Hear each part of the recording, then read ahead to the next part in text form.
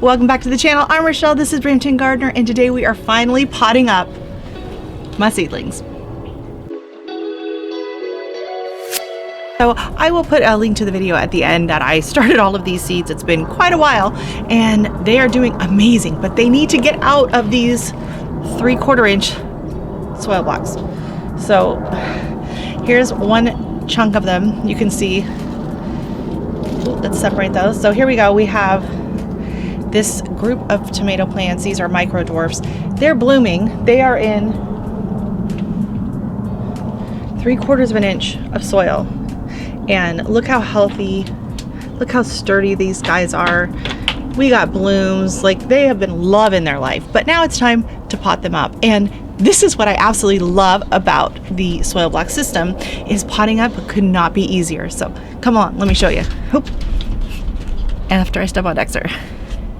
Okay, but first up we need a place to put those soil blocks. So we're gonna make a big batch of the 2-inch blocks, and Dexter's getting in on some smooches while I'm on the ground. He loves whenever we're working outside on the ground or when I'm doing yoga, because he loves to get in the way, as you can see, and be part of it all. But thankfully he did not step on any of the soil blocks. So here I am just smashing that the 2-inch soil blocker right into the container of soil. I've had it pre-moistened, and I'm just gonna knock out a huge tray of soil blocks. But first things first, let's get this camera set up properly. Sorry about that, folks. Am I there yet? Oh, oops, what? Hello? Oh,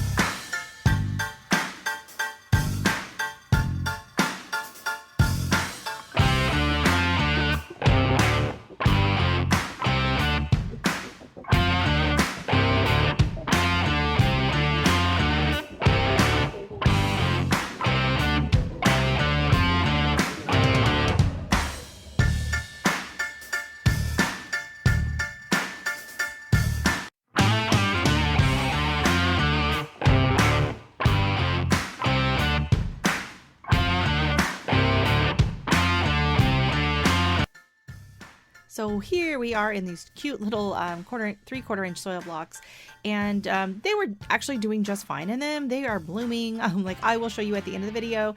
I'm going to show you an update of how they all look.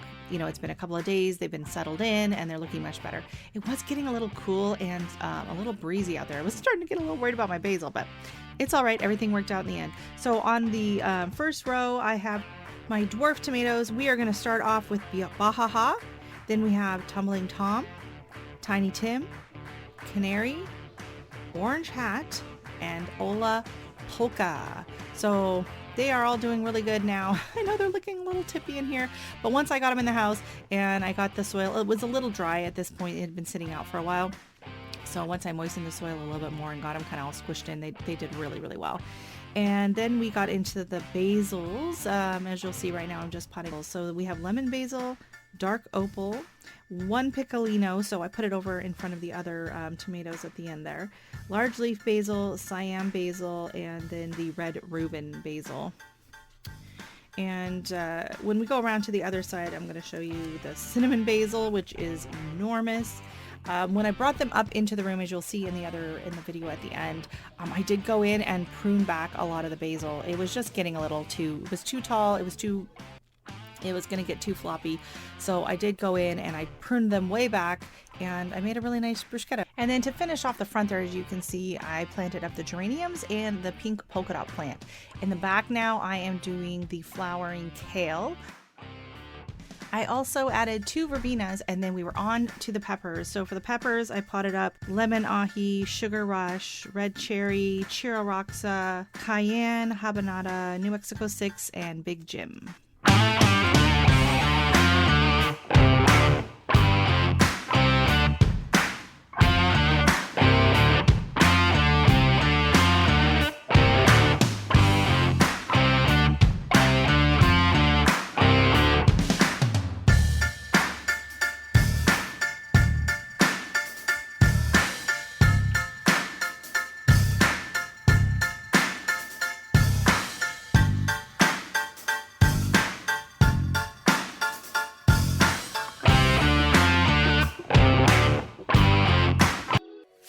here is my sweet little tray, all ready to go, all tucked in its little spot up here in the bedroom. So as you can see there, they survived transplanting, no problem. We've got a bloom on that Bahaha, and we have an open bloom right here on the tiny Tim. And we have some buds coming, as you can see over here on the Olapolkas. So I think Orange Hat, oh, even look at Tumbling Tom has some. Where's Orange Hat? We have some. Like, yeah, crazy. So here's my little piccolino basil. Now I have pruned all the basil. You can see, remember in the video it was all flopping over and a big hot mess. So here we have all the basil, the opal, large leaf, siam, red Reuben, and then the pink polka dot plants. I kind of popped them in where I could. Geraniums, they are so cute. They had more of the red circle on there earlier. I don't know, maybe just change in lighting. And then this is the beast of the cinnamon basil.